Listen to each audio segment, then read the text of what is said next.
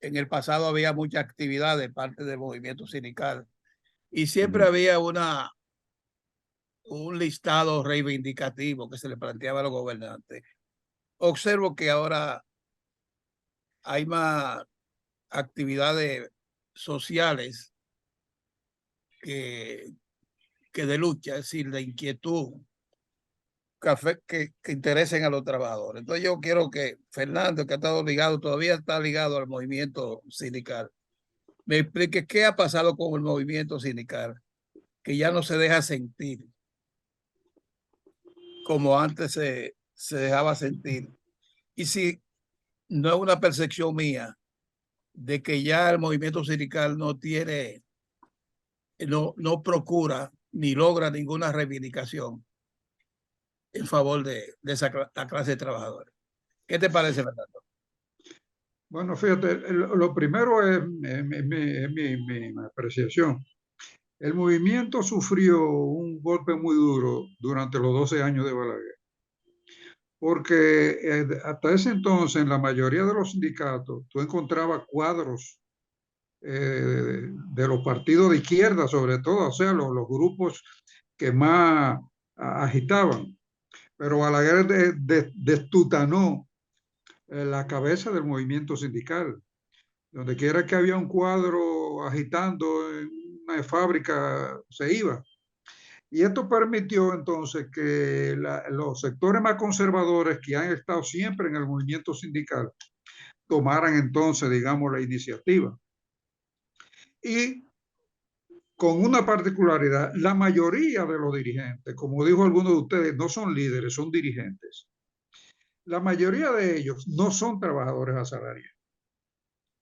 Es decir, es como si tú dijeras, bueno, vamos a poner como jefe de la policía a un bombero. Entonces, son gente que primero, en casi todos los casos, llegaron a la cúpula del movimiento sindical por acuerdos de las fracciones partidarias dentro del movimiento. Es, por ejemplo, lo que está pasando en la ADP ahora. En la ADP es un partido muy poderoso, pero los acuerdos se hacen a nivel de las fracciones partidarias. A ese nivel que negocian. Eso sucedió, por ejemplo, en la CTU, en la que yo milité mucho tiempo. En muchos casos llegamos a tener hasta presidente de la Confederación, que nunca había sido miembro de un sindicato. Simplemente porque la fracción partidaria se reúne y dice, bueno, mi candidato es esto. Y por acuerdo entre las fracciones se rotaba, digamos, los puestos más importantes. Y cuando a mí me toca el puesto más importante en mi fracción partidaria, decide poner a alguien que nunca ha sido miembro de un sindicato. Ni siquiera, no dirigente, no, ni siquiera miembro de un sindicato. Por ejemplo, Domingo Jiménez. Y no voy a inventar otro nombre porque hay muchos. Domingo Jiménez llegó a ser secretario general y presidente de la CTU. Y Domingo Jiménez nunca fue miembro de un sindicato. Simplemente porque la fracción partidaria, en las negociaciones de las fracciones partidarias para decidir la repartición de los puestos dirigenciales, bueno, lo colocó. ¿Qué ha pasado en consecuencia? Que muchos de esos cuadros renunciaron a su compromiso partidario y asumieron posiciones muy personales y comenzaron a negociar a nombre de ellos mismos posiciones. Eso llevó, por ejemplo, los mismos que hoy están, Pepe Abreu, Gabriel de Ruy y Jacobo Ramos.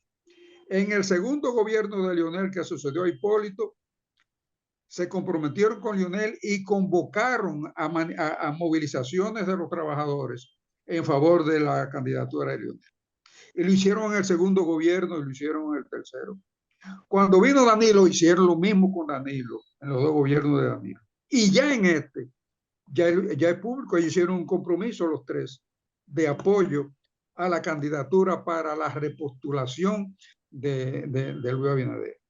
Es decir, que a cambio de prebendas personales, sin que en ninguno de los casos haya habido un compromiso que pudiese favorecer, digamos, los intereses de los trabajadores en sentido general.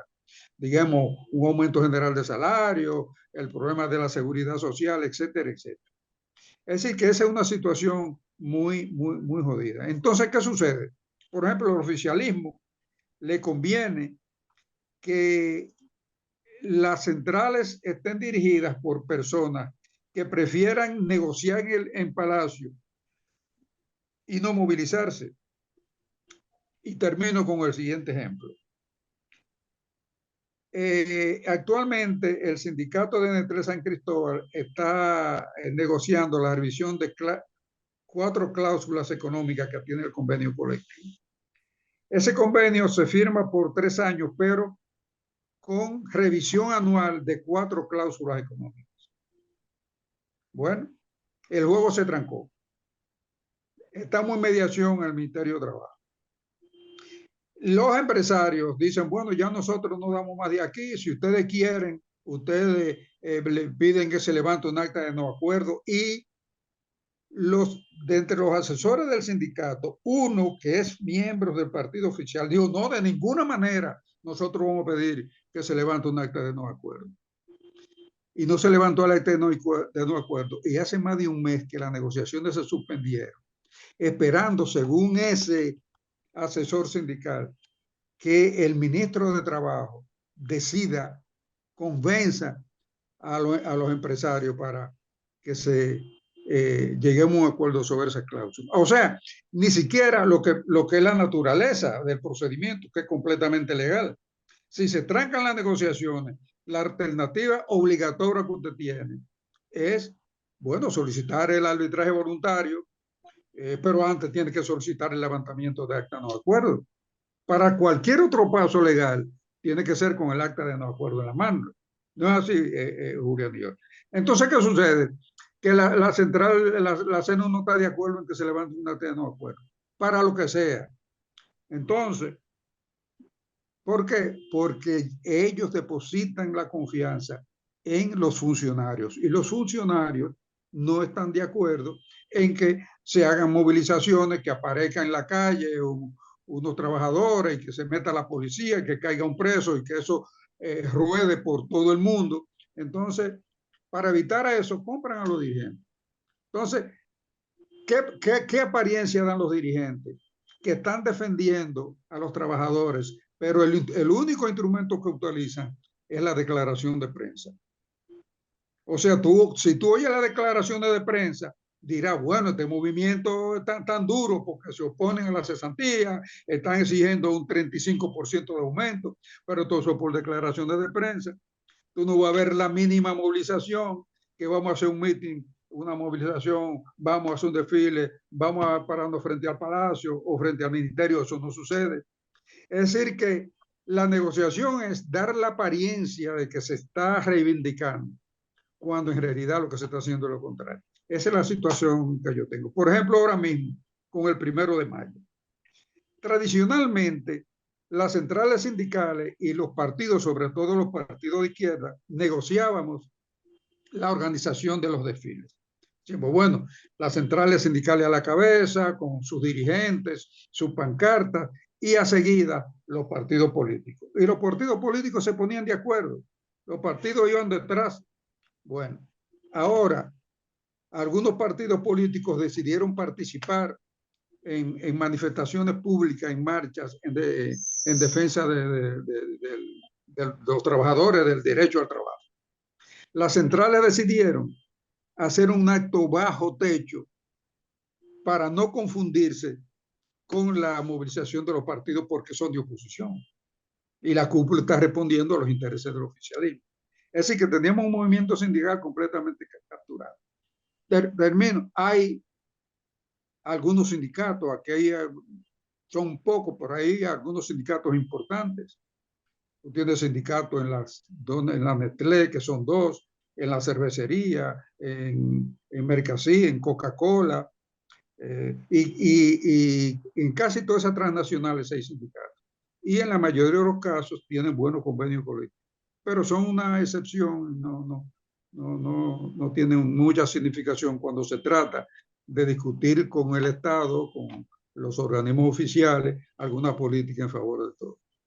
Fernando, eso que tú dices de la falta de una representación genuina de la dirigencia sindical, sobre todo porque la, la dirigencia sindical está al margen de la fábrica. Si los dirigentes sindicales no están saliendo de la fábrica.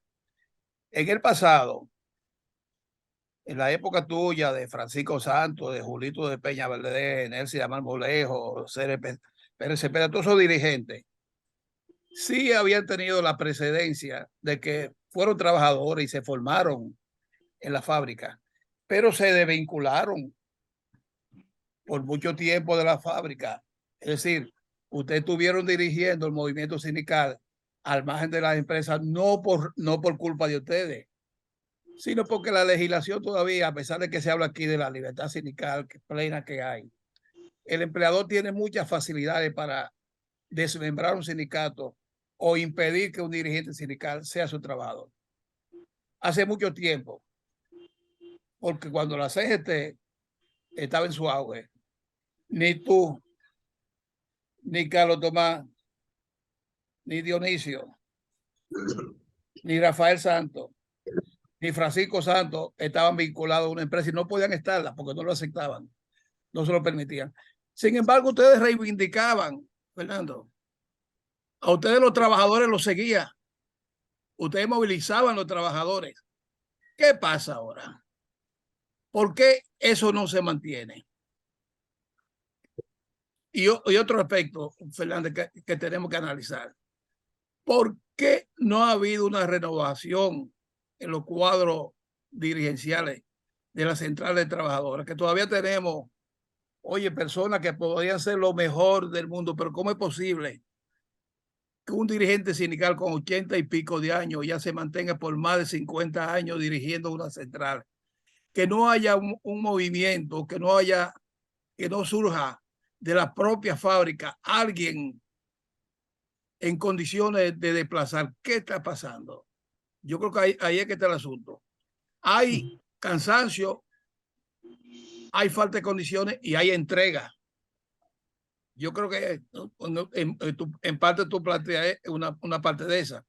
Es decir, ya no se está pensando en el movimiento sindical, sino en el dirigente, en el dirigente sindical y en los negocios que yo, a mi entender, le están haciendo los dirigentes sindicales, que no tiene que ser con que le pongan una pensión. Hay muchas formas de tener incidencia y complacencia. Hay un aspecto que yo creo que también debe ser resaltado, porque no se puede esperar nunca de este gobierno ni de ningún gobierno que no sea otra cosa que compra a los dirigentes, no digo yo sindicales, sino opositores. Demás. Pero ¿qué pasa con los partidos de la oposición? ¿Por qué los partidos de oposición no tienen la incidencia? Porque en el pasado no era a través de lo que se conseguía con el gobierno, sino de los apoyos que los partidos de oposición le daban al movimiento sindical. Yo creo que quería enfatizar de ese aspecto. Yo tengo mi opinión, pero bueno, vamos a esperar que los otros opinen. Héctor Martínez. Sí, se oye mi voz. Sí. Sí. Quería decir que en el mundo el peligro que siempre acechó al movimiento sindical fue la burocratización de sus cúpulas dirigenciales. República Dominicana no fue ni es una excepción. Yo pienso, sin embargo, que la desaparición física o bien la vejez o el retiro de dirigentes como Julio de Peña Valdés, Francisco Antonio Santos, Delfín Vázquez, que desde los telefónicos sonó mucho, Barbarín Mojica. Electricidad.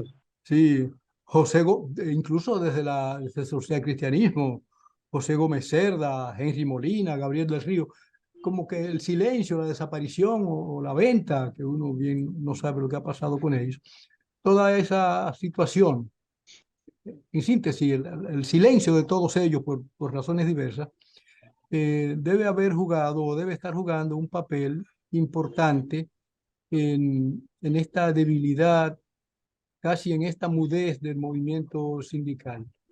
Que hoy, como yo recuerdo que cuando se hablaba, se aproximaba el 1 de mayo, yo desde la línea roja, yo recuerdo toda la efervescencia y los preparativos para irnos al parque, al área esta deportiva del Juan Pablo Duarte, escuchar a Barbarín Mojica, etcétera.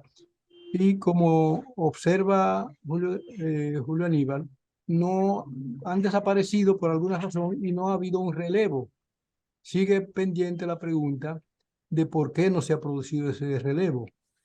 Quizás el país ha cambiado, el mundo ha cambiado, en fin, la explotación sigue siendo una realidad. No hemos preparado, el movimiento sindical no preparó los continuadores aguerridos. Alguna causa por ahí debe de haber. Sigue siendo válida la pregunta de por qué no hay un relevo aguerrido, hasta dónde el capital ha penetrado en el movimiento y lo ha comprado, ¿verdad? O se han burocratizado, o estos dirigentes, como se ha observó Fernando de la Rosa, son unos dirigentes que están ausentes del trabajo obrero. En fin, que todas estas cosas deben estar influyendo en la situación que estamos viendo. Incluso para este 1 de mayo yo oigo que algunos partidos, concretamente la Fuerza del Pueblo, tiene una marcha contra el hambre ese día. O sea, no es parte de las reuniones sindicales u obreras que tradicionalmente se celebran en estos días. Y esa debe ser la situación de otros partidos que están haciendo sus cosas aparte, no ya involucrados directamente con el movimiento sindical. Gracias. Apenas he entrado ahora mismo y estoy escuchando muchas interrogantes sobre el por qué el movimiento sindical como que se ha mostrado en todos estos últimos años muy débil. Así ustedes muestran uno que otro, muestran una arista, el otro otra, se preocupa porque esto como que ha fallado, lo otro ha fallado, y así como una grana de diferentes cosas que convergen en una situación de que el movimiento sindical está en una verdaderamente de hace algunos años para acá muy pasivo y prácticamente con poco impacto y significación en nuestra sociedad. Solamente cuando hay problemas como que realmente a la dirigencia representativa que va al llamado, ¿cómo es que se llama en la Secretaría de Trabajo, en el Ministerio? Al llamado comité de salario. Cuando esa representación va ahí y ve como que el bulto es demasiado pesado para ellos cargarlo, entonces esos dirigentes gritan y dicen, no, no aceptamos eso. Pero se mantienen también en una especie de un terreno como medio semi-oscuro, que no dicen de verdad. Bueno, a veces han Un dicho, letargo. sí, a veces han dicho, no, no, los empresarios quieren como tendernos un lazo, pero no dicen cómo es que le están tendiendo el lazo ni nada de eso, lo dejan ahí en una zona gris. Y como que, bueno, vamos a ver, y entonces la gente, los medios de comunicación, como dice uno, como dice el compañero Fernando, se hacen eco. Hay diferencias de criterio entre el empresariado y los representantes sindicales, como que ya hay una lucha montada a nivel sindical, pero vamos al grano de la cosa. Todos sabemos qué es lo que está pasando. Aquí hay una representación sindical pasiva y ampliamente sobornada por el empresariado y por el Estado, sobre todo, por el Estado. No todos, no todos. Miren cómo han muerto muchos ahí en estado deplorable, enfermos y etcétera. Pero han sido sobornados. El enriquecimiento ilícito, vamos a decirlo, ilícito porque realmente no es posible explicar que un dirigente u otro sindical o que una u otras dirigentes sindicales se enriquezcan tan rápidamente y se hagan millonarios y multimillonarios en tan poco tiempo, ¿verdad? A menos que no sea que lo estén sobornando legalmente, como se ha hecho. Y todos lo sabemos cómo es. Lo ponen de representantes en organismos de cúpula de algunas instituciones públicas. Ponen 2 o 3. Cuando han entrado ahí le dicen, mira, al poco tiempo, fulano, búscate ahí quien alquile 2 o 3 camiones que te lo alquilen. Ve donde que amigo mío que él alquila camiones y camionetas para que tú nos des un servicio a nosotros y tú abastezcas a nuestra institución de tales o cuales cosas. Lo han hecho y lo hacen. Y así usted ve que facturan 30 y 50 millones de pesos y 60 millones de pesos mensuales por años esos dirigentes sindicales y terminaron donde terminan. Poco a poco se fueron deslizando, saliéndose aparentemente a una situación pasiva desde los gran activos que eran. No todos, vuelvo y repito, muchos han sido, algunos han sido dignos representantes sindicales. Eso está pasando y a veces no se menciona para no poner al descubierto qué es lo que verdaderamente ha pasado. Y eso no es nuevo. Desde que el capitalismo comenzó a desarrollarse, el capitalismo contemporáneo, los los dueños de empresas y también el Estado ha tratado de sobornar a los dirigentes sindicales para que no sean tan radicales y no exijan sus reivindicaciones que verdaderamente. Mira cuánto tiempo se tenía y se tiene discutiendo el problema de los topes de los salarios. Pero cuando viene a hablar tú del salario, el salario tiene muchas categorías, mínimo, mediano, allá arriba, pero se habla del salario mínimo. Eso es la comisión del salario que tiene que decidirlo. Y ahí mismo le aplicaban muchísimos trucos a los representantes sindicales, hasta tal punto que nos dio risa una vez, en una maestría, un profesor que era miembro del comité de salario, dijo, ¿sabes cómo engañaron a los sindicales, a los dirigentes sindicales una vez? Que dijeron un receso de media hora a 45 minutos. Y a los 20 minutos terminó el receso, los dueños de los representantes de patronales se pusieron de acuerdo para venir a los 20 minutos y dejaron afuera los sindicales, no con la puerta cerrada, ¿no? 40 minutos, 45. Y cuando llegaron, no, pero ya ustedes no estaban aquí ya pasó y se tomó decisión sobre eso. Entonces, cosas así. Pero eso es lo menos. Lo más ha sido el enriquecimiento por vía ilícita. ¿Cómo ilícita? Tú en una institución te dicen alquílate unos camiones, eso es legal, le hacen un contrato y ellos se ganan mensualmente, se han ganado, como le dije, 30, 50, que nos lo han contado y lo sabemos, todos ustedes lo saben, 50 millones mensuales. Así han terminado abotargados de cuarto. ¿Qué diablo va a estar pensando nadie de que en lucha sindical, de que coger para la calle, de que hay que reivindicar a los pobres, que ellos?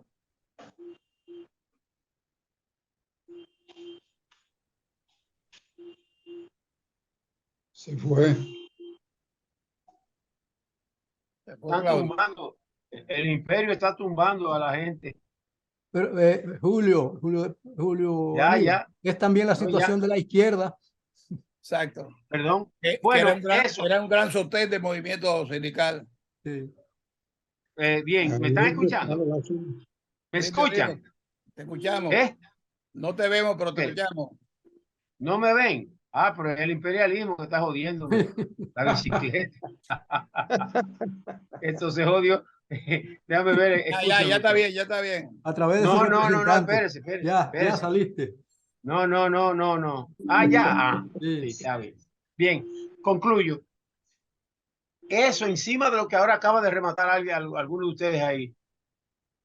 El desmoronamiento de las izquierdas también influyó porque las ideas de izquierda, en cierto modo, y es verdad, eran como un transmisor de ideas y de propuestas programáticas para los sindicatos. ¿Y por qué no siempre ha sido así? Decían, mira, vamos a caminar por aquí. No lo acogían todo, pero acogían algunas sugerencias. Y eso se reciclaba ahí.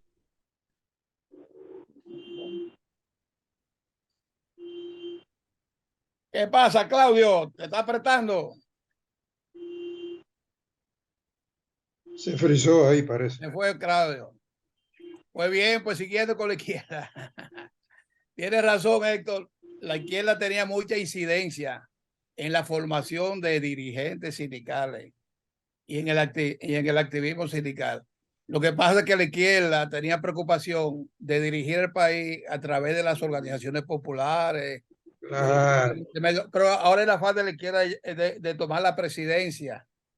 Tú ves que la izquierda no se preocupa por tomar el Congreso, tomar los ayuntamientos, los municipios, No, sino eso la presidencia. Y los candidatos de izquierda que podrían ser buenos diputados, lo que quieren ser presidente. Sí. O rico. Ya han descuidado todo el movimiento popular. O quieren ser ricos. Entonces caen en la misma cosa. O sea, la era de la liquidez y del dinero ha arropado a mucha gente. No todos. Vamos a hacer la excepción para que no digan que hay anda diciendo que todo el mundo anda atrás del cuarto, ¿no? Pero esa es la realidad. Hemos entrado en una situación bastante difícil. Entonces, ¿qué ocurre en esa situación? Bueno, vi a alguien que dijo, estamos en una etapa de transición. Siempre estaremos en transición de cualquier cosa. Esta etapa de transición es una etapa en que la gente está viendo que hay muchos cuartos regados por todas partes, pero a mí no me toca ni al otro ni al otro. Queremos que nos toque de alguna manera. Entonces vamos a caerle atrás. Entonces se van detrás de esos objetivos. Y el movimiento sindical ahí lamentablemente se ha ido, se ha embadurnado de eso.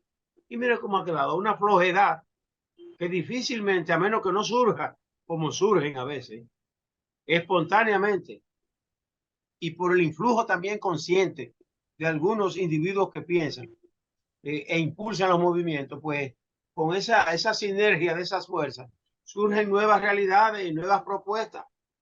Y cuando tú vienes a ver, te explota una cosa detrás o delante, y tú dices, oye, ¿de dónde vino esto? Es el mismo deseo y la voluntad de todos por querer transformar la realidad, que se ha convertido en una especie de lago donde cada quien no sabe ni para dónde que van a dar. Eso es cuanto, perdóneme y algo. Vamos, Juan Manuel, te veo con tu manito levantada. Déjelo que sube el revólver, que yo sé que tiene ahí una pistola. No es de mí. Yo tengo mis ideas en el marco de un contexto general. Yo sostengo, lo he dicho muchísimas veces aquí en esta tertulia, que falta seriedad de parte de muchas instituciones para analizar la historia reciente de la República Dominicana, para poder detectar dónde que están las fallas del sistema, que yo sostengo que el sistema democrático en el país está en quiebra, está enfermo, y precisamente la organización sindical como la organización de los partidos son pilares para poder tener un sistema democrático más o menos funcional. En esta semana, la celebración del Día del Trabajo se produjo en la Secretaría de Trabajo, en el Ministerio de Trabajo, en el despacho de un hombre que nunca ha pisado una fábrica ni nada, como es el actual ministro de Trabajo. Y yo creo que no ha leído 3 páginas sobre sindicalismo, ni organización, ni democracia, ni nada, porque así es que estamos funcionando aquí. La celebración fue poner en marcha el sistema de reclutamiento y legalización de las trabajadoras domésticas. Una fatalidad realmente que están imponiendo en el sistema de trabajo dominicano, que va a traer consecuencias eso. Pero esa fue la celebración oficial. Yo digo que hay instituciones como la Universidad Autónoma y otras instituciones que ha generado el sistema, porque la Universidad Autónoma de Santo Domingo debiera ser el pilar para indagar las causas de la deficiencia y de los éxitos de la sociedad. Pero eso es una entidad infuncional como parte del sistema. Yo creo que hay que incentivar el estudio de nuestra sociedad en el marco del contexto actual del mundo. Yo lo digo porque, quiera ser que no, siempre tengo que citar mi trabajo que estoy haciendo, ¿no?, desde hace varios años sobre el análisis del sistema democrático. Todo esto que está aquí, ¿ven? Todo esto son páginas de ese trabajo que lo estoy haciendo por vocación, porque del último trabajo que me votaron, que me sacaron, fue con la sentencia de que yo no puedo trabajar contigo porque tú sigues siendo sindicalista. Y eso fue el otro día en una estación de radio. El último trabajo que yo tuve como empleado, esa fue la sentencia que me dijeron cuando yo reclamé. Pero ven acá, ¿y qué es lo que está pasando? Ah, no, que yo no puedo trabajar contigo porque tú sigues siendo sindicalista. Claro, el que me dijo eso es un afortunado que tiene hoy, habiendo sido mi compañero, tiene empresas y ya no necesita realmente ser asalariado. Debe ser patrón de alguna empresa, dueño. Pero en síntesis, yo creo que hace falta estudiar la sociedad para encontrar el origen de las deficiencias. Las deficiencias de los grupos, las instituciones armadas, la deficiencia del movimiento sindical. Este muchacho que está ahí hablando a nombre de los sindicatos, cuando yo ejercía los primeros pasos del periodismo, él llevaba las notas de prensa de la CGT. Esa era su función sindical. Y no creo que haya entrado como en la Pepe Abreu, Pepe Abreu. Pepe Abreu. Pepe Abreu. Ese es el vocero del sindicalismo y de los trabajadores en todas partes. Entonces yo me remito a aquella época en que él me entregaba las notas de prensa de la CGT con la que yo en ese momento le servía a la CGT. Eso, Gabriel del Río. Gabriel del Río, ¿a quién puede mover Gabriel del Río? Aquí como trabajador, como representante de la Central Cristiana de Trabajadores, que eran las dos más importantes, CGT y CAS. Estoy hablando porque yo estuve cerca de ambas, tan cerca que todavía me consideran un sindicalista a los 77 años de edad, arrinconado en mi casa. Pero hace falta, así como hace falta que se estudie el sistema político, los partidos tienen que asumir su rol en el sostenimiento del sistema democrático. Los sindicalistas deben asumir su rol. Las universidades y los centros pensantes deben asumir su rol. Nada de eso existe. Ese es mi convencimiento. Y tengo que caer en la raíz de ese convencimiento.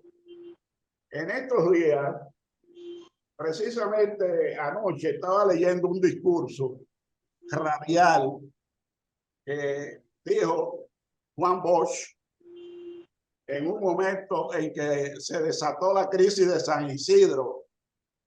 Dijo ese discurso después de haber participado durante una hora con los guardias que lo llevaron a San Isidro a él para que decirle una serie de cosas, y prácticamente ahí fue donde se puso en público, porque al Caribe le estaba dando seguimiento a eso, que había una conspiración en pie.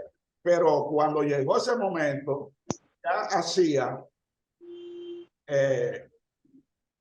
6 meses que Juan Bosch había saboteado la organización inicial que tenía don Ángel Miolán con grupos campesinos. Una federación, la primera que se montó después del regreso de los exiliados y ya con Juan Bosch en la presidencia. Lo invitaron a la inauguración de un evento de campesinos organizado ya inicialmente y no fue a la reunión. O sea, reventó el trabajo que había hecho don Ángel Miolán. No podían entenderse. Entonces, de ahí es que yo parto. Aquí la democracia nació enferma, con un cáncer, infiltrada por políticos sin un sentido correcto. No estoy diciendo que no fueran honestos. Un sentido político de la realidad nacional para poder poner en marcha la democracia que nadie sabía lo que era democracia en este país. Y hoy seguimos viendo que nadie sabe lo que es democracia porque no se ha estudiado el proceso. Nadie sabe. Usted le pregunta a cualquier persona del sistema de transporte, de las fábricas, de los colmados, ¿qué es la democracia? Nadie sabe decirle nada. Nadie sabe decirle nada. Yo lo digo porque salgo a la calle y pregunto como parte de este trabajo cuando necesito una orientación básica.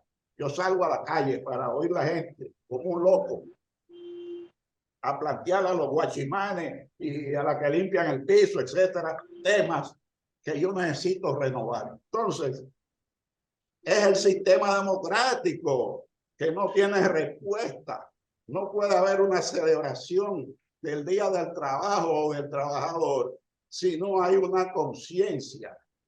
El gobierno es el primer saboteador. Le estoy diciendo la celebración que hubo ayer, antes de ayer, en el ministerio, en el despacho de trabajo.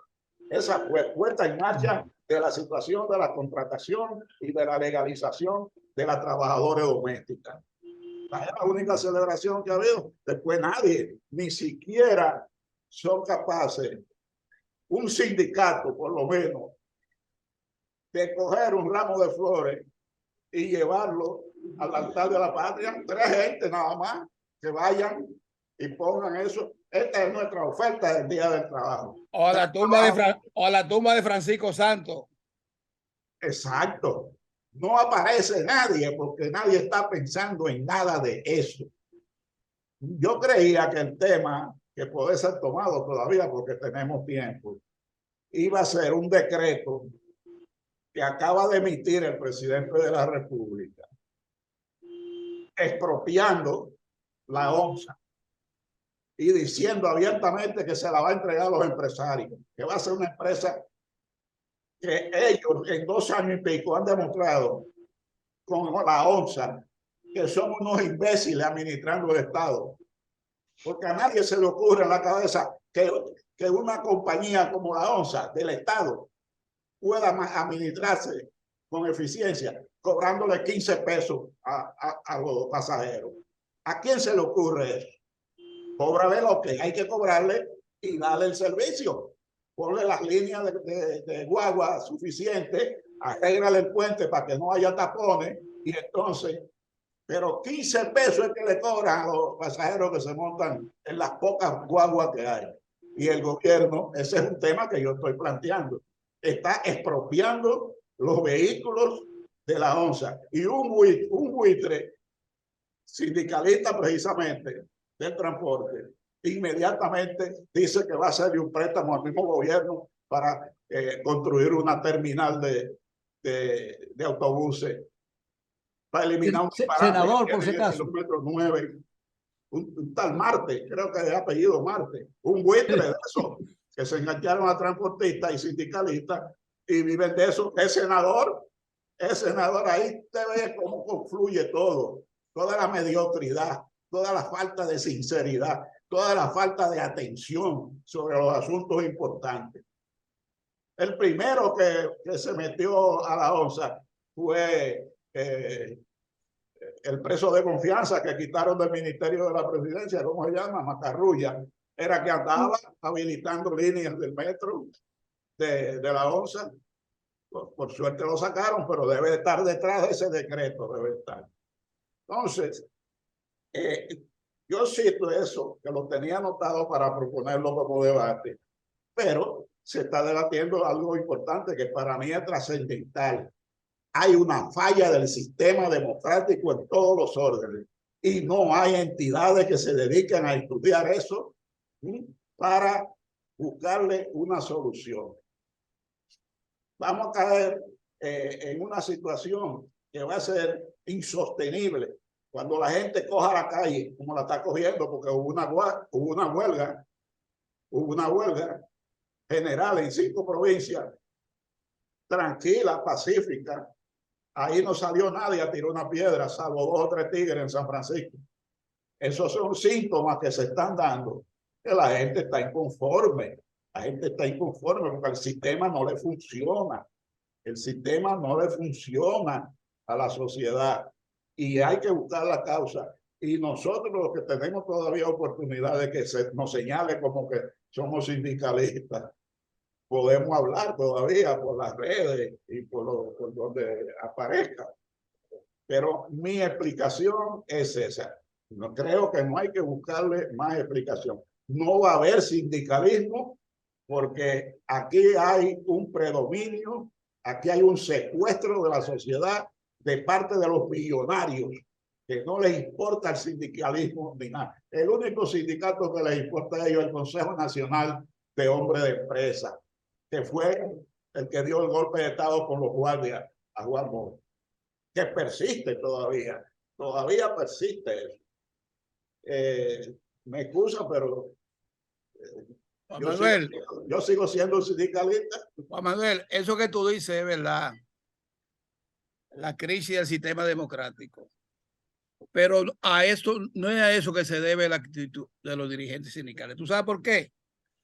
Porque la época en que el sindicalismo era efectivo aquí, era luchador, era progresista, era combativo, había una crisis mayor de la democracia, que era en la época de Balaguer. Y los sindicatos estaban vivos y los sindicatos actuaban y los sindicatos se hacían sentir.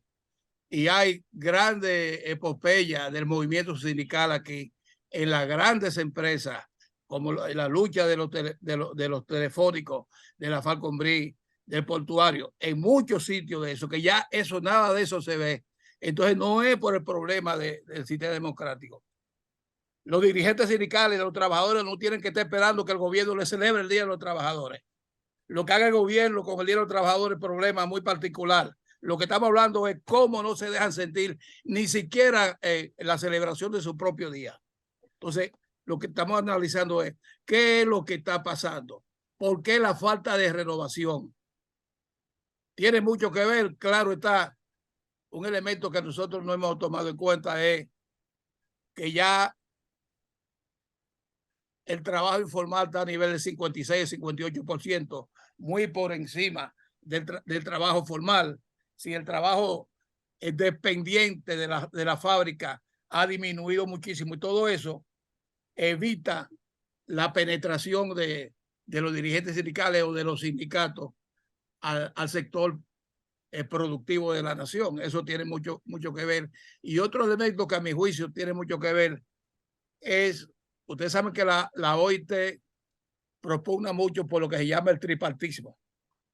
Es decir, que muchas de las instituciones que regulan el sistema necesita la representación de trabajadores, de empleadores y de gobierno.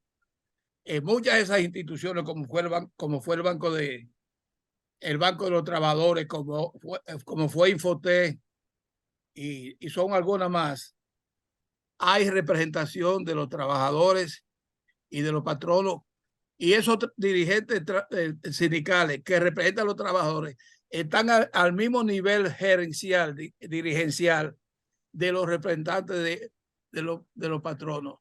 Y eso ha servido para que los patronos capten la voluntad de esos representantes de los trabajadores en esos organismos. También la seguridad social, un sector muy importante. Capten la voluntad y le hagan creer, y los trabajadores se han creído, que tienen la misma categoría que los empleadores. Y se sienten más. La mayoría de esos dirigentes de los órganos tripartitos se ponen más del lado de los empleadores que de los trabajadores. Hay una excepción de la responsabilidad de los dirigentes sindicales y hay el problemita que hay que saber cómo vencer, cómo eliminar a esa persona, cómo eliminar esa dirigencia. ¿Quién se encargará de eso? No esperemos que el gobierno ni los partidos políticos se encarguen de eso, porque esos son los mayores beneficiarios de la crisis que hay en el movimiento sindical. No, déjame decir lo siguiente brevemente. Fíjate, yo había insistido en que el problema principal ha sido el detutanamiento de los partidos de izquierda, porque en ese entonces no era el cuadro sindical que negociaba, eran los partidos que negociaban. Y una de las cuestiones que se negociaba era la rotación de los puestos principales. Por eso se encontraba, por ejemplo, en la CTU, todos los años había un presidente diferente. ¿Tú me entiendes? Fíjate, por ejemplo, y termino. ¿Por qué en la ADP sigue siendo un sindicato poderoso? ¿Y por qué se mantienen las fracciones sindicales? Son las fracciones sindicales perdón, las fracciones partidarias en la ADP, son las que dirigen la ADP. ¿Por qué? Bueno, porque los profesores no son cancelados por su filiación política, como los médicos tampoco. Pero tú no encuentras ninguna fábrica que haya cuadros públicamente como un cuadro de izquierda que esté agitando en una fábrica y que no lo voten al otro día, aunque tenga que darle prestaciones. Entonces, como los profesores no pueden ser despedidos, los profesores se mantienen en su puesto, no solamente manteniendo su militancia, a veces hasta sin trabajar, y haciendo acciones completamente ilegales, y los gobiernos no se atreven a tocarla. Por eso está viva. Si aquí un gobierno se atreviera, como se atrevió Balaguer con Citracode, que era el sindicato de la corporación, de tutanar ese sindicato. Citracode era que dirigía la corporación, no era el administrador, era Citracode. Ahí se hacía lo que Citracode decidiera. Ahí no había administrador que se atreviera a enfrentar a Citracode. Hasta que Balaguer nombró a Macorís y el sindicato cometió un grave error y fue el de pretender impedir que Macorís tomara posesión de su cargo. No lo dejaron entrar la primera vez que fue y al otro día fue con la guardia. No solamente entró con la guardia, que detutanó a la dirección completa del sindicato.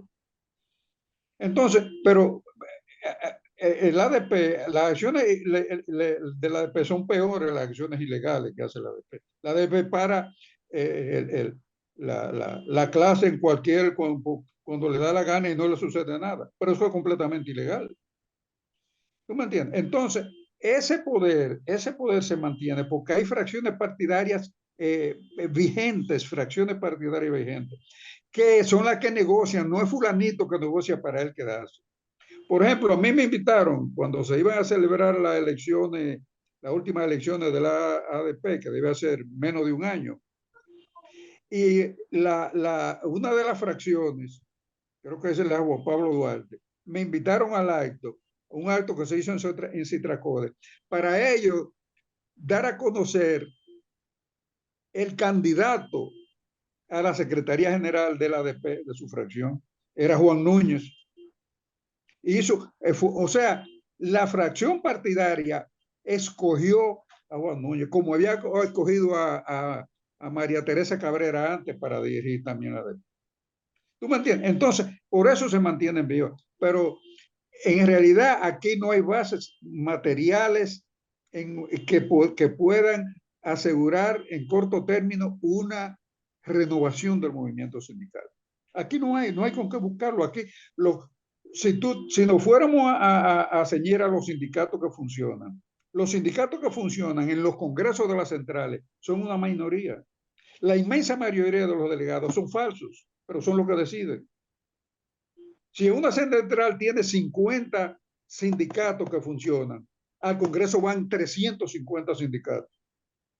Sindicatos que no existen, pero ahí van esos son los delegados que permiten que los dirigentes de esa cúpula se mantengan, porque son ellos los que organizan esos congresos para que eso suceda así. O sea, estamos en una situación jodida. Si aquí no surgen movimientos políticos, que es lo que está planteando Juan Manuel. Si aquí no surge un movimiento político sobre la base de una rectificación de la interpretación social y de la visión, nosotros no habrá forma de modificar eso. No dependerá de la voluntad de uno, ¿tú me entiendes? Eso es. Por ejemplo, en mi caso particular, es verdad, yo era dirigente igual que ellos de la central.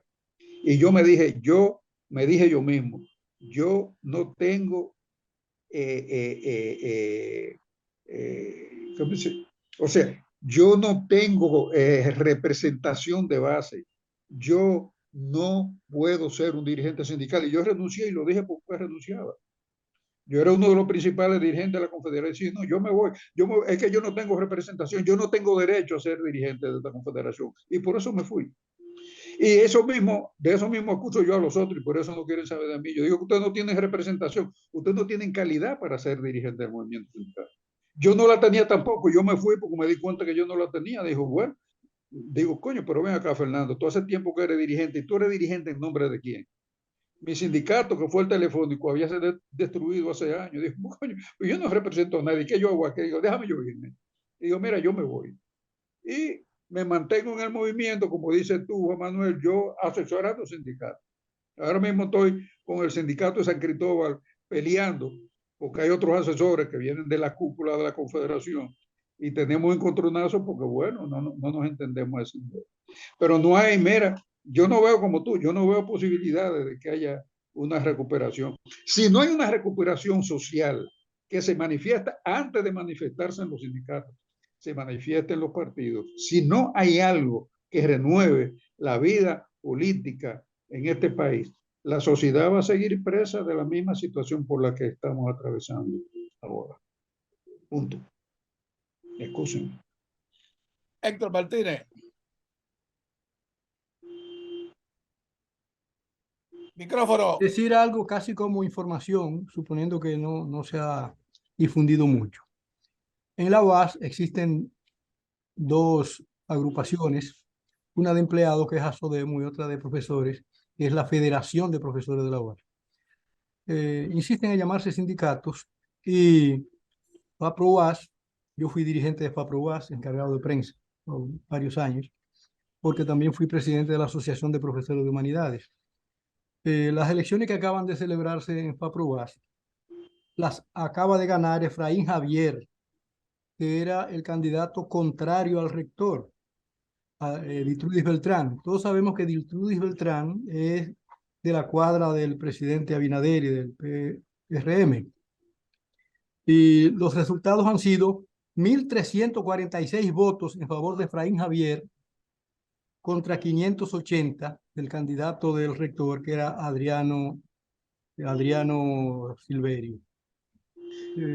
La incidencia siempre del oficialismo en el movimiento sindical generó unidad en la oposición para enfrentar esa incidencia. Y parece que ese mismo fenómeno, de alguna manera, ¿verdad?, se acaba de dar en la UAS con esta derrota que ya se está agitando como una derrota preliminar del gobierno. Puede ser una exageración, evidentemente, pero en la UAS existe un sector que podríamos considerar pensante, y el hecho de que el triunfo de la oposición al rector y al gobierno haya sido de 1.346 contra 580 es un indicio interesante, y que también nos dice cómo todavía hay posibilidad de que la incidencia oficial unifique a la oposición incluso a un nivel más amplio.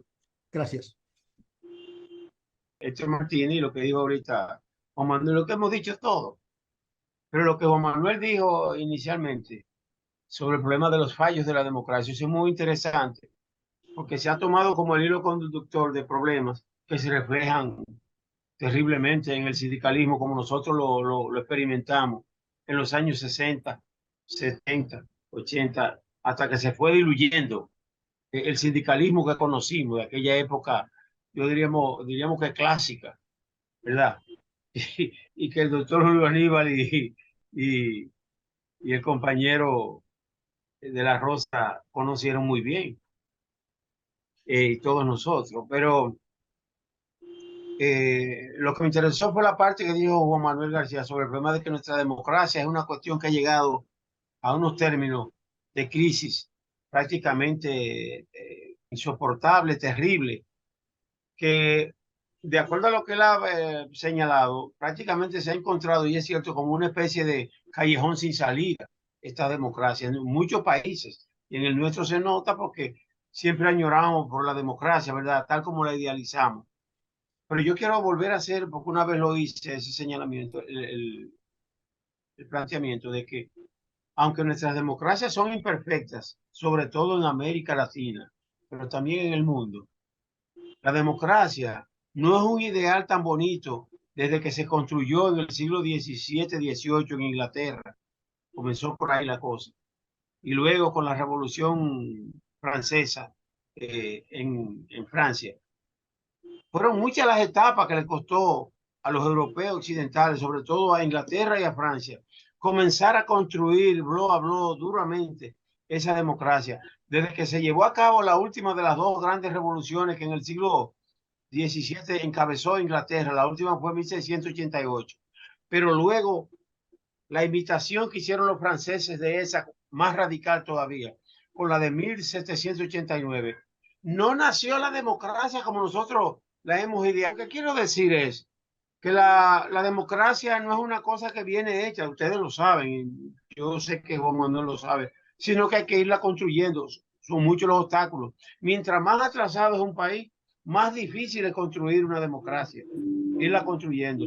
Si nosotros nos adherimos solo al punto de vista de qué problemática es la democracia, que es imposible alcanzarla, podemos ir construyendo también un camino que nos va a llevar a pensar en que eso de democracia es un mito y una ficción, que no vale la pena luchar por construirla y que por tanto nos va a conducir a todos, gente del centro, de derecha y de izquierda, a que se nos impongan reglas fascistas en que una mano fuerte venga e imponga lo que ellos consideran la democracia, o la izquierda o la derecha, la izquierda radical, o la derecha también radical, o uno de que aparentemente liberal, que con idea muy suave al principio se resbale hacia uno de de los dos lados del fiel de la balanza, y entonces nos imponga lo que son sus criterios personales y nos imponga una falsa democracia. La democracia no son una construcción hecha como un traje a la medida, lo sabemos.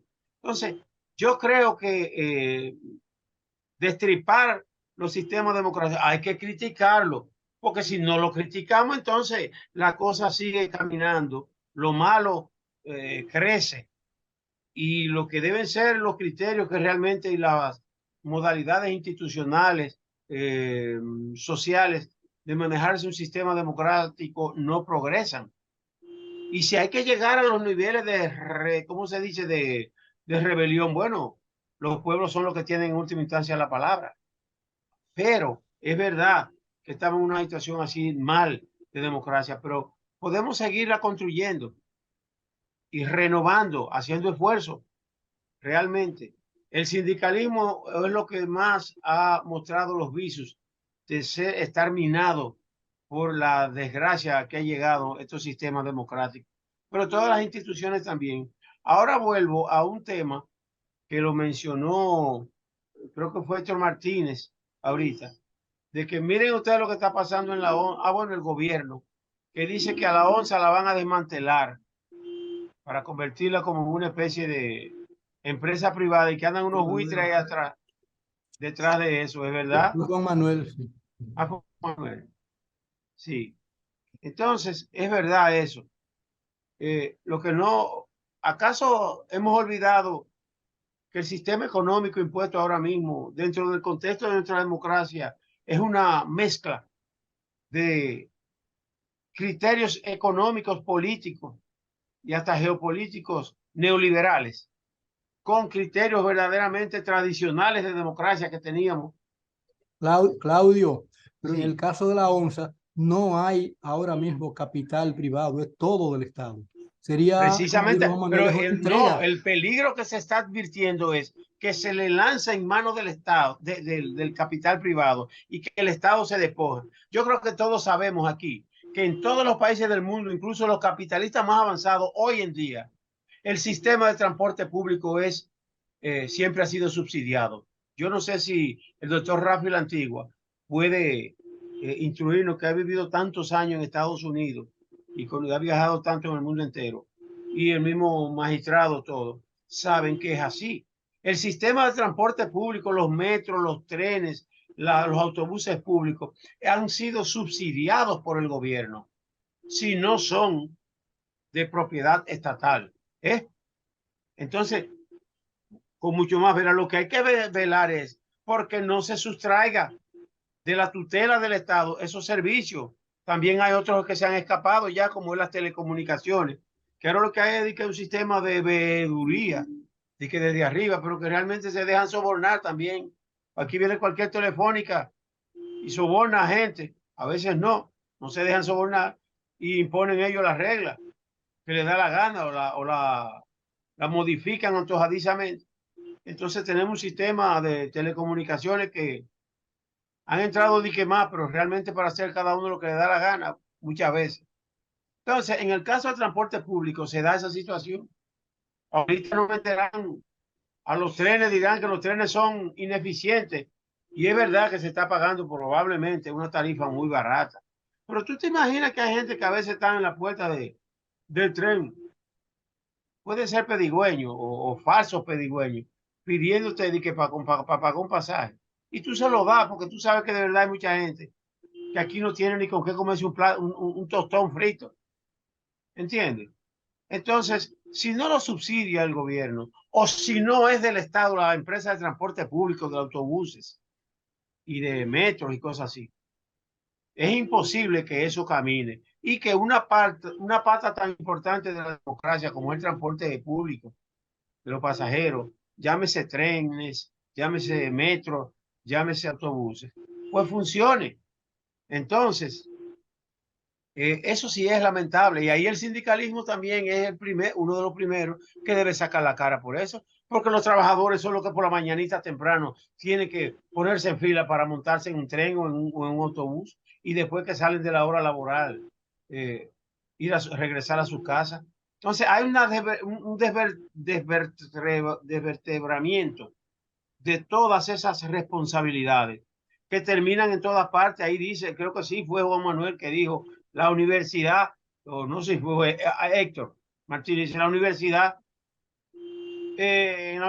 yo he sido representante de diferentes organismos sindicales o cuasi sindicales. Y lo que no se ha dicho es lo que yo he venido percibiendo ya en los últimos 3 o 4 años.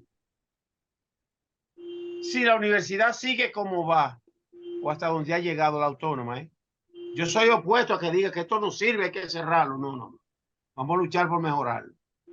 Pero ese sistema que se impuso una vez, después que la universidad era un año que un rector y los vicerrectores, los decanos y vicedecanos se elegían por un año, funcionó más o menos bien, pero se veía que los planes a veces quedaban truncados, venía otro y lo tumbaba. Entonces se habló de 2 años. Y en 2 años fue que más tiempo duró y las cosas se mejoraron. Juan Manuel lo sabe, todo lo que pasamos por la universidad sabemos que cada 2 años se elegía a nuevas autoridades en la UAS. Y funcionaba bien. Después se dijo, no, 2 años no son buenos, son 3. Oye, se experimentó con los 3 años, creo que por 1 o 2 periodos. Después dijeron, ay, no, lo mejor es los 4 y ya. Ahí caímos en el sistema partidista o protopartidista de elegir autoridades en la Universidad Autónoma por 4 años. Ahí acabaron de coger los partidos políticos y los gobiernos de arriba de turno. 4 años, no, vamos a llevar a proyectar allá nuestra influencia, porque es una institución de ahora de mucho prestigio y de muchas influencias en todas las regiones, en la capital principal del país. Entonces, vamos a coger, mire ahí la universidad. Cada 4 años se elige una gente, pero cuando comienza, la campaña comienza para el otro, que es el año que viene o dentro de 2 años. Ya comienza allá en la universidad. Cada 4 años entonces mete su mano el gobierno y todas las instituciones que manejan dinero le nombran al gobierno. El gobierno tiene representantes para mandar a elegir funcionarios y para elegir empleados públicos allá. Cuando lo sacan de un lado, lo meten allá en la UAS a que sirvan con sueldos más o menos de cierto nivel. Entonces, ha caído en el mismo derrotero la Universidad Autónoma de Santo Domingo. Por eso, se han ido dando cuenta el profesorado y los empleados de la universidad de que realmente se le están sustrayendo obligaciones. Ahorita cuando viene a ver, desmantelan hasta el seguro de la universidad, que lo han intentado quitar para cogerlo a algunas empresas de seguro privado, absolutamente. Cuando viene a ver, para los empleados y profesores, cuando viene a ver, establecen negocios particulares, se han vinculado. Y cuando tú vienes a ver, hasta autoridades de la Universidad Autónoma a todos los niveles juegan sus roles privados o se vinculan con sistemas privados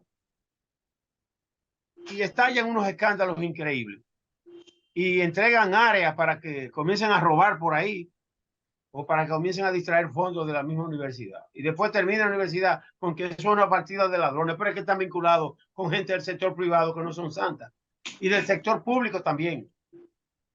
Esa es la situación, eso es lo que yo quería aclarar. Bueno, termino, que es Juan Manuel, lo que quería decir, todo esto, que no tenemos una democracia como la apetecemos, ni como hay que construirla, pero que si seguimos utilizándola sin poner las piezas donde, entonces vamos a terminar posiblemente en un proyecto fascista, de cualquier lado, derecha o izquierda. Déjame dar un ejemplo en el que estoy participando en estos días. ¿En el qué? En el que estoy participando en estos días, que va a haber elecciones en el Colegio Dominicano de Periodistas. Yo también. No es un sindicato, pero más o menos hay que ir con los mismos mecanismos de elecciones cada 2 años, etcétera. Hay en el ambiente una falta de incentivo, de percepción negativa, de desinterés, es la palabra, en todos los órdenes. Yo me imagino que ese es el problema que hay en el sindicalismo, que no aparecen los relevos que motiven, sectores que motiven los relevos de los liderazgos. En el Colegio de Periodistas hay mi madre que tiene 20 años gobernando. Ay, mi madre. 20 años tienen dirigiendo o a la cabeza del Colegio de Periodistas. Yo estoy enterándome de todo eso ahora porque yo me había mantenido un poco al margen por razones de mis funciones que no tienen que ver con gremialismo ni sindicalismo. Y me doy cuenta de que no hay un relevo, es decir, un liderazgo profesional, profesionales que quieran interesarse en un gremio profesional que es asesor del Estado, incluso. Entonces no hay. Nosotros, estoy en un grupo que hace 4 meses que anda tratando de detectar personas que se interesen en formar un equipo para coger la directiva. No quiere, nadie quiere participar. Nadie le ve ningún beneficio, ninguna ventaja a estar responsabilizado de un gremio tan importante como es el Colegio de Periodistas. Pero los que tienen 20 años, esos sí le han encontrado el incentivo. ¿Cuál es el incentivo? Almíbar. No sé, pero estoy poniendo un caso concreto porque yo me estoy enrolando. Me llamaron y me participaron que quieren que yo aspire a presidir el comité disciplinario del colegio, que es uno de los organismos de dirección. Pero yo no puedo asumir la misma conducta que estoy criticando. Déjame ver qué es lo que ustedes quieren. Y eso me ha permitido enterarme de una situación de corrupción, de descomposición interna, donde no hay nada. Es decir, se ha destruido lo poco que se había conseguido. Se ha destruido. Ahí no hay ni siquiera puertas en los sanitarios. Ahí no hay lavamanos en los sanitarios. Ahí hay un ascensor que nunca ha funcionado. Ahí la cafetería, una clínica que había, se la están alquilando a una cafetería, una clínica de esa de Promese. Es decir, todo va ya no está Promese, escúchame, Juan Manuel, ya no está Promese. Ya. Eso no está, que lo van a alquilar, o están alquilando el local que está vacío a un club, una cafetería. Que oye, oye, válgame Dios. Los parqueos del colegio, que son muchos, debe haber como 20 parqueos, alquilados todos a los abogados que van a la Suprema Corte de Justicia. Entonces, así no se puede. Yo voy en un vehículo y no encuentro dónde parquearme. En el colegio, que yo cotizo. Nadie cotiza, además, nadie. Creo que es $1. Muy poco. Entonces, los empresarios no pagan, no cumplen con la ley que obliga a que un porcentaje de la publicidad, que es mínimo, creo que un 0.5% de los ingresos por publicidad, deben ir a las arcas. Nadie hace que se cumpla eso. Entonces, eso es lo que estoy hablando, porque el colegio es una entidad democrática.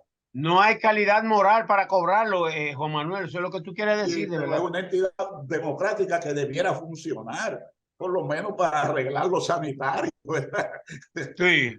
Y los Juan Manuel, tú ves con respecto a... Quiero señalar que hay una falta de preocupación de los seres humanos que tienen que ver con cada una de las situaciones. Eso mismo ocurre en el sistema de transporte. Por eso el gobierno quiere pasárselo al sector privado, el sistema de transporte. Pero eso mismo ocurre hoy mismo. Hay una cuarta suspensión en el paso por el puente Duarte, que se rompió. Se rompió otra vez. Fueron 4 veces ya y que nadie llama al ministro para que explique esto, porque eso es dinero que se está invirtiendo ahí. Entonces, si hay perdón, ayer el ministro amenazó a la empresa que le reparó. Pero ya él pagó. Entonces, es un problema general. Sistema de transporte, ya el gobierno entregó la playa de Pedernales. Ya se la entregó el privado. ¿Y qué te tocó a ti? Ya un fideicomiso construyendo hoteles y cosas ahí. Ya el gobierno entregó en fideicomiso el principal muelle del país, que es el de Manzanillo. Ahí tú vas y lo que ves son 10 guardias de la Marina norteamericana dirigiendo. ¿Cómo? Pero es que vivimos en otro mundo. Entonces, si tú vas a la zona franca de la frontera, usted ve a los García y los demás que tienen empresas ahí. Todas las empresas están llenas de haitianos cuidadas por el ejército dominicano, para que no haya huelga ni nada. Todo es para aquel lado. Entonces, hay un problema de la democracia. Tenemos más de media docena de legisladores presos por narcotráfico y nadie dice nada. Hasta en los Estados Unidos hay legisladores presos. Acaban de sacar uno de aquí del Congreso, presionado por los americanos acá, cobrando su cheque y todo. Entonces, esas son las bases, las columnas que deben sostener el sistema, que es lo que yo digo. Hay un deterioro fatal.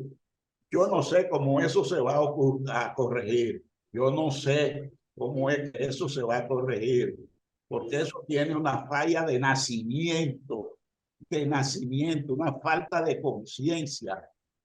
Porque ahí está Fernando.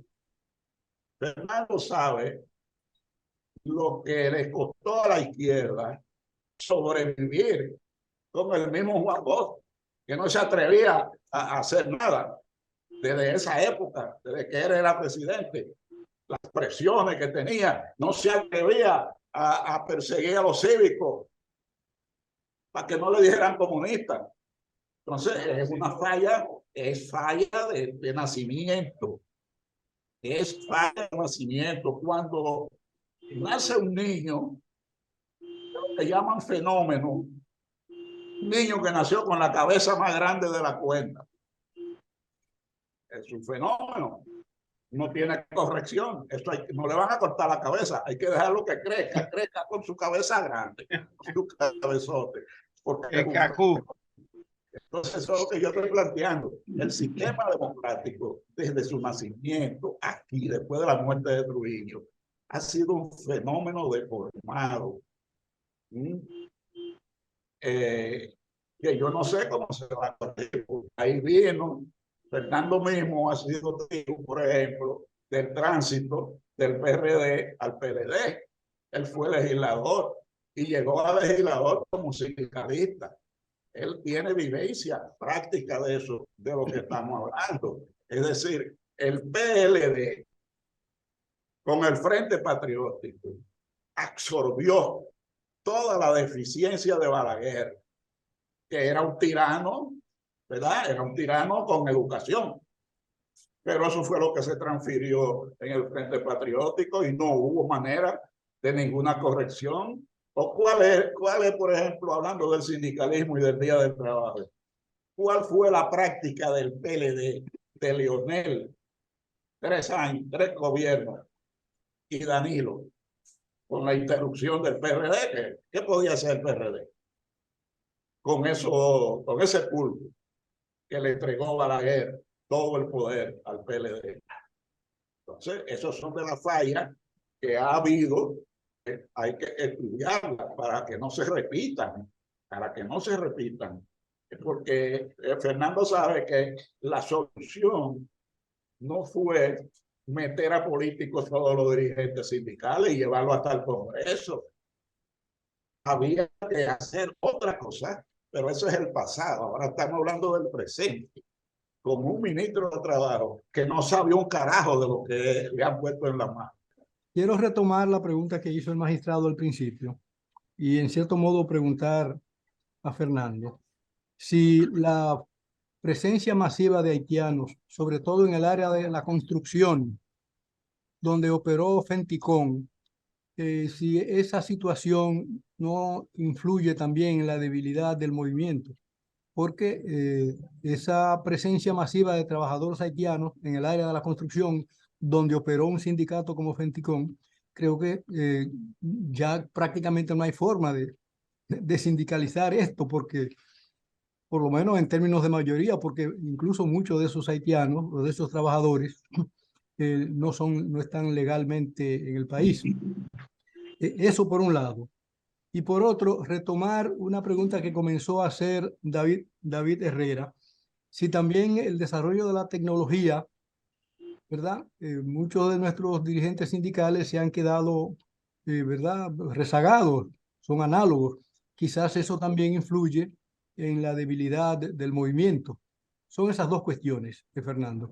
Si la presencia masiva de haitianos en áreas como la construcción, pero también en el transporte, y también este desarrollo de la tecnología a la que no siempre tienen acceso nuestros potenciales dirigentes, y también ello estará jugando algún papel en la debilidad que vemos en fechas como esta de la celebración del 1 de mayo y en sentido mucho más amplio, en la debilidad general del movimiento sindical que corre paralelo con la debilidad de la izquierda en el país. ¿Es cuánto? Mira, mi opinión es que sí y no. No tiene mucha influencia por lo siguiente. Fenticón en realidad es un sindicato de chiriperos. A Fenticón están afiliados llamados sindicatos de albañiles, de pintores, de plomeros, pero son trabajadores circunstanciales, son trabajadores que lo son cuando son contratados A a una destajo. obra cualquiera. A Son destajo. chiriperos. La inmensa mayoría de los trabajadores de la construcción, de la industria de la construcción, no están afiliados a Fenticón. Y en casi ningún caso tienen sindicatos. O sea, las empresas que producen cemento, que producen puertas, ventanas, fábrica de tuberías, o sea, esos que son los trabajadores de la industria de la construcción no están en Fenticón. Esos tienen su empresa, son trabajadores de empresas. Y en la mayoría de esas empresas no hay sindicatos. Fenticón tiene cientos de sindicatos afiliados. Porque en cada municipio del país tú te vas a encontrar que hay un sindicato de pintores, hay un sindicato de albañiles, y hay un sindicato de plomeros. Entonces, solamente de plomeros, Fenticón debe tener como 30 o 40 sindicatos de plomeros. Y así debe tener tanto de pintores, de albañiles, etcétera, etcétera. Desde luego, como son trabajadores circunstanciales, ¿cuándo cotizan? Cuando están trabajando. Y algunos cotizan, porque como la cotización es voluntaria, no es como en las empresas, en la mayoría de las empresas, la cotización se hace por acuerdo, en la que el empresario se convierte en un agente de retención de la cuota y entonces luego, a final de mes, entrega el total de esa cuota al sindicato. En Fenticón es voluntaria. Entonces, Fenticón tiene una situación muy precaria que se mantiene fundamentalmente gracias a una ley de la cual tengo entendido que Julio Aníbal es el responsable, que creó que permite Fondo de una pensiones. participación, el El fondo de fondo de pensiones pensiones. con una participación obligatoria por ley de los empresarios, un tanto por ciento para Fenticón. Y eso le da un poder económico bastante considerable. Pero aparte de eso, o sea, nada, Fenticón a partir de ahí, no, aparte de eso, no es una gran cosa. Además, Fernando, Fenticón tuvo vigencia política más bien con la existencia de algunos dirigentes de la categoría de Juan Medina y Miguel Soto, que eran íconos del movimiento sindical, que pertenecían a esa área de Fenticón. Como tú dices, ha desplazado mucho la actividad sindical, el fondo de pensiones y jubilaciones, que la propia debilidad de Fenticón no le ha permitido que se cumpla plenamente. Si hay un incumplimiento que la mayoría de los empleadores no cotizan. No cotiza. Tiene que pagar el 1% creo que de las bonificaciones o de los salarios que pagan para el fondo de pensiones. Y eso, nosotros luchamos mucho en la Suprema porque había un plan para declararla inconstitucional. El Tribunal Constitucional actual hubo una parte de esa ley que la declaró inconstitucional y Fenticón ha sido incapaz de hacerlo a eso, la propia ley. Quizá el asunto de los trabajadores, que tú dices que los haitianos son refractarios a la sindicalización, no, es que los empleadores los prefieren a los haitianos precisamente para evitar que los trabajadores de la construcción masivamente se sindicalicen. Porque por la precariedad de los trabajadores haitianos, su condición de ilegal, prefieren la contratación de los haitianos. No es para pagarle menos, porque yo creo que no le pagan menos, pero hay una serie de factores que benefician a los empleadores. Los trabajadores haitianos, como me dijo un ingeniero una vez, impiden que el contratista tenga que buscar sereno, porque los trabajadores haitianos viven en las construcciones. Le facilita que los trabajadores haitianos a una cuarta, quinta planta suban 3 sacos de cemento, que los dominicanos no lo hacen. Mayor aún, muchos son trabajadores haitianos, no le pagan la totalidad del salario, sino cuando termina el contrato, porque ellos lo van reservando para llevarlo para Haití. Y lo más importante, por lo que los empresarios prefieren a los trabajadores haitianos, es porque le desconocen una serie de derechos, no le pagan las horas extras, no le pagan las vacaciones, y los trabajadores haitianos, como son ilegales y tienen temor ir a la justicia, no los reclaman. Y si los reclaman muchos empleadores, yo tengo mucha experiencia propia de eso, de trabajadores que han reclamado derechos dejados de pagar por los trabajadores, los empleadores, y han tenido que dejar la demanda porque, como dicen, le echan la camiona cuando van a hacer la reclamación.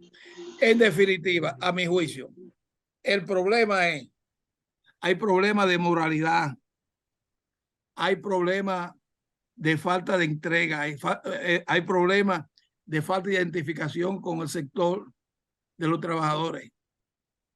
Simplemente los dirigentes sindicales han hecho de esa actividad, con perdón Fernando y los demás que puedan sentirse aludidos. Yo sé que Fernando, claro, tiene el mismo criterio que yo. Han hecho esa actividad una actividad comercial. Con el código de trabajo actual, hay mayor garantía para la negociación colectiva y para la reivindicación. Sin embargo, después del código hay menos negociación colectiva, hay menos reivindicaciones. Los trabajadores ni siquiera supieron aprovechar la mejoría que significó el código de trabajo para obtener mayores reivindicaciones, porque ya hay otra preocupación. Y voy a hacer una confesión aquí. En el primer gobierno de Danilo Medina, se formó una comisión para modificar el Código de Trabajo por presión de los empleadores que están buscando que en el Código de Trabajo se elimine la cesantía, se elimine la obligación del empleador de pagar horas extras.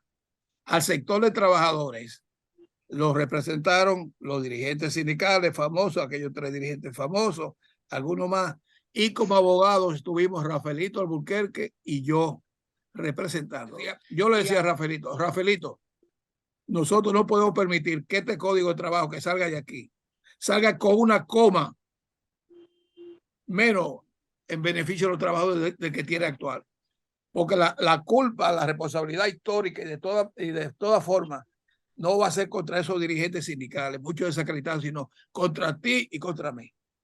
Por eso decía, antes de comenzar esta discusión, que Rafaelito y yo nos jactamos, oigan el gran triunfo de nosotros, que en una negociación para que se modifique el Código de Trabajo, nosotros nos jactamos de que dejamos el código igual. Oigan eso, porque el plan era disminuir la conquista de los trabajadores, promovida por el gobierno, que se comprometió, parece como una campaña, una promesa de campaña de 2011 con el sector empresarial, de que iba a lograr la eliminación del auxilio de cesantía. Y siempre insistí, en la cultura que estaba el gobierno de la época y la fuerza de los empleadores, la división del movimiento sindical y el interés mercantil de los dirigentes sindicales no avisoraban otra cosa que no fuera la disminución de la conquista que tiene el Código de Trabajo. Por eso nosotros nos sentimos tan satisfechos de que no se llegara a un acuerdo y el código se quedara igual.